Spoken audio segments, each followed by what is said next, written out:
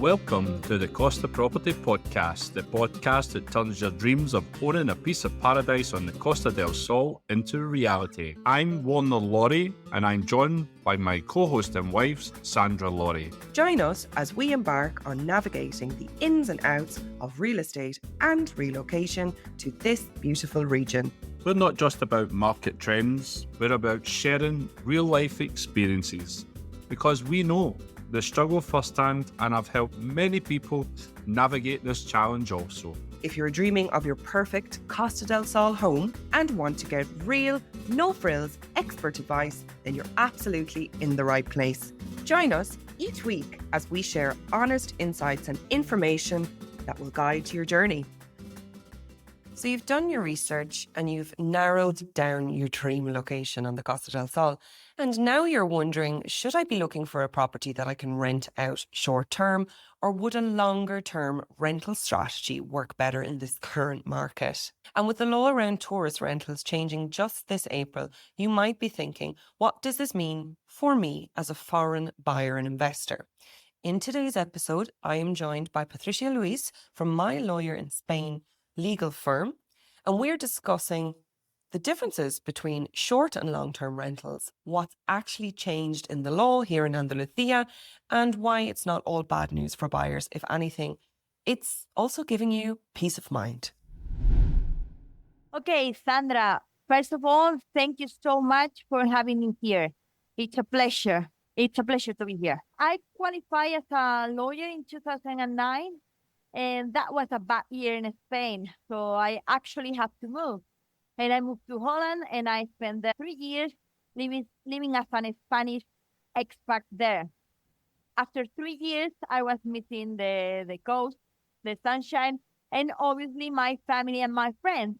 So I came back. I did a master at the University of Malaga, and then I joined a bank, and I worked in a bank repossession properties.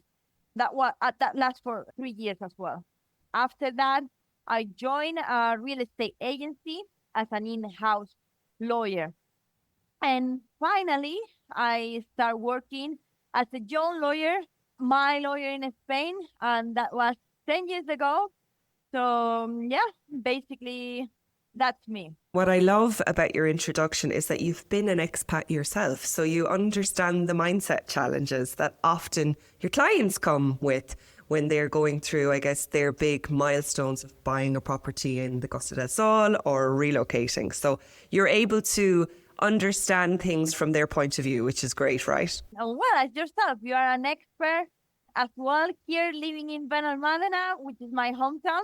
So what about you? Yes, well, I love living in Benalmádena. You know, for me, I say this to our clients all of the time. It's like, it's a privilege to live here. You know, it's a real privilege to have the opportunity to live in such a beautiful place.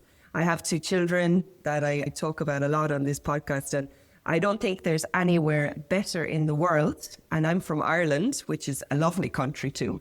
But for me, there is nowhere nicer in the world than Benalmádena to have the privilege to raise my family. So I feel very grateful every day that I can live here and raise my family and can support other people to do the same as what we do. So yeah, we're very lucky, very lucky. So we're talking today about, I guess, a very hot topic at the moment. We'll be talking about the changes in the short-term rental legislations that were introduced in April of this year.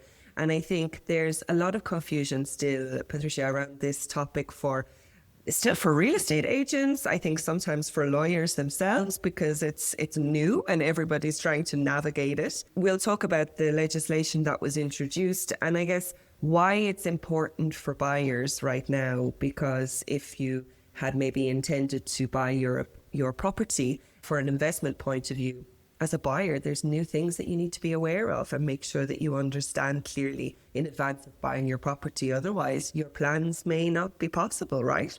Exactly. Well, it is a very, very interesting topic, which is very important right now. We have many buyers trying to make a smart decision when buying. So at the moment, it is not just about the property itself. I would say it's also about how they will use it. Yes, I totally agree. And before we go into, I guess, the detail, I always like to take a little bit of a step back with our listeners. So this legislation that was introduced in April, it impacts short-term rentals. But in Spain, we often hear two terms when it comes to rentals. We hear short-term and long-term rentals. Now, from a legal point of view, from your legal perspective, can you tell our listeners what is the difference? Well, before we get into the short-term versus long-term, I think it's important to understand that in Spain, we have regional laws that will apply in each region of Spain. And we have also national law that applies in the whole country. Like just a quick example, in Alicante, which is a very popular area for expats, short-term rentals are officially those for less than 10 days. But focusing here in Andalusia, where we are based, a short-term rental can be anything under 2 months. And also here in Andalusia, we have something which is the alquiler de temporada or a seasonal rental, which are those stays for less than 12 months, always when there is a specific reason that justifies that period. For example, a temporary job, medical treatment, or studies. And then finally, we have long-term rentals in Andalusia that will be those for more than 2 months. Okay, so that's definitely interesting for our listeners to know because it's important for their plans. And I guess if we come then to 2025, if we go to April of this year, let's talk through, I guess, a brief breakdown of what has actually changed now. Well, in 2025, this year, we have had 2 important updates. We have a state law that will apply in all Spain. And basically, with all these changes, all the process to obtain a touristic rental license is becoming a little bit more restrictive.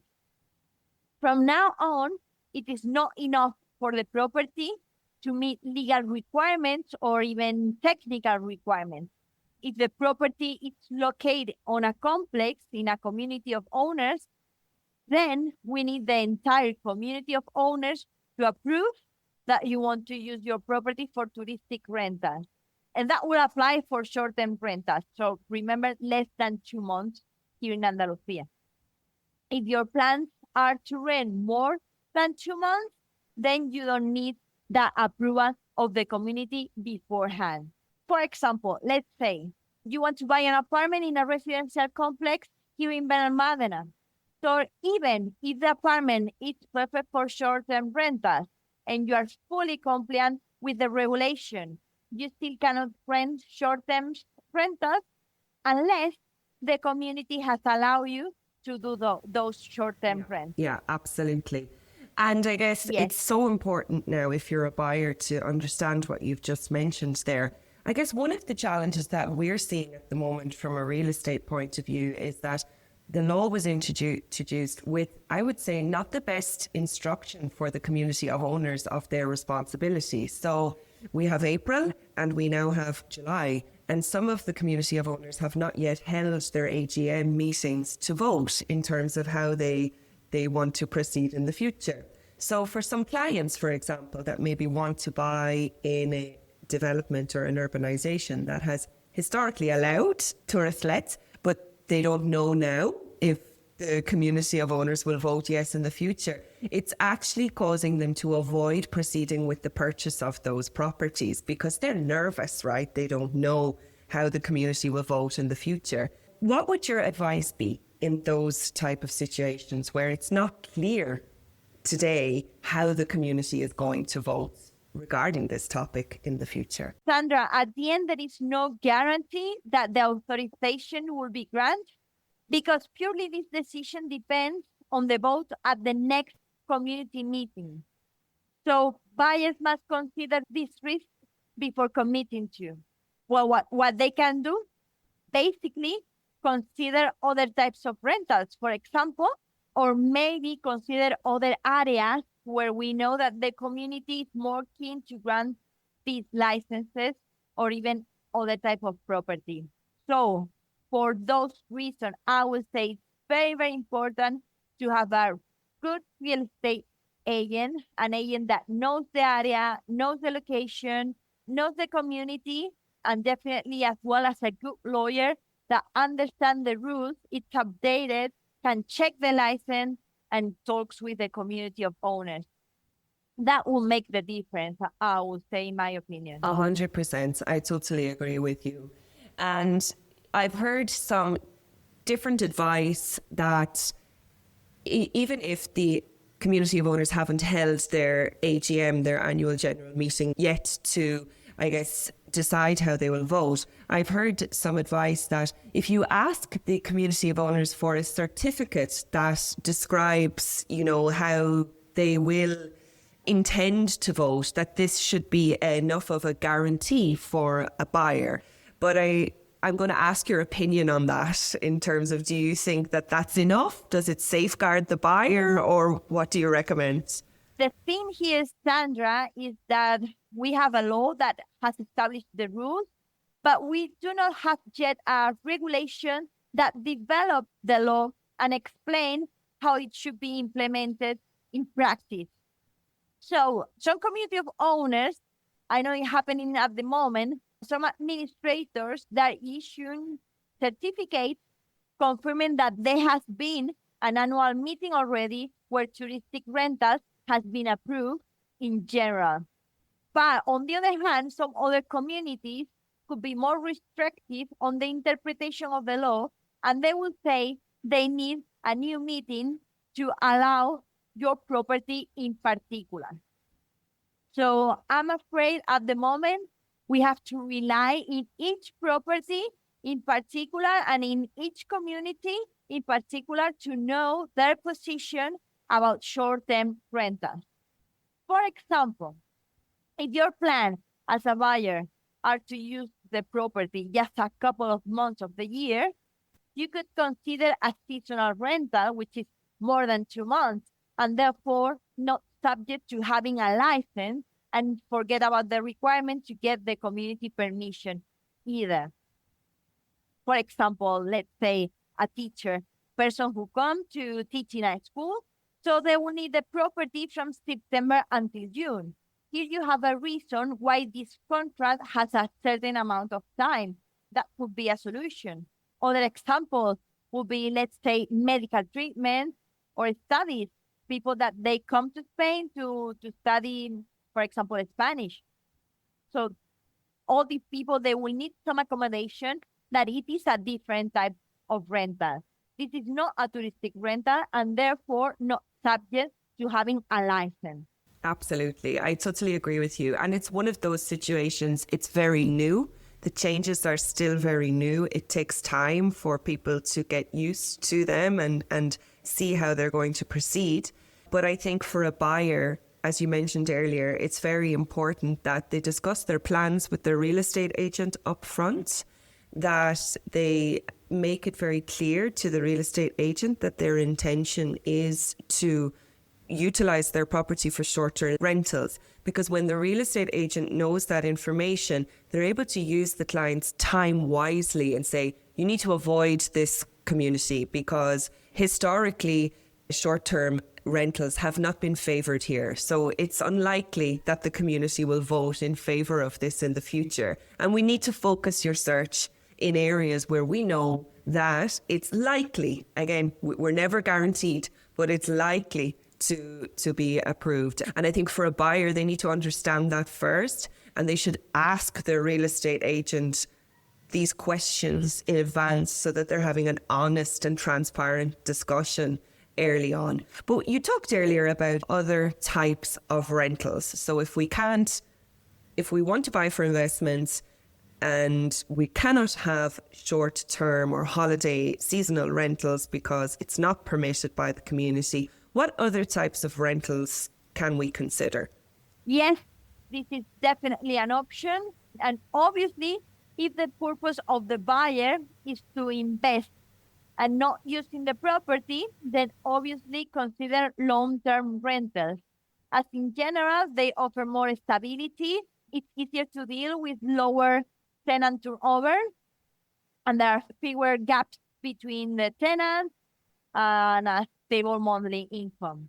Definitely, as you say, we both living in Spain. We both love living in Spain, and we live here full time. So long-term renters are definitely a good option for investors.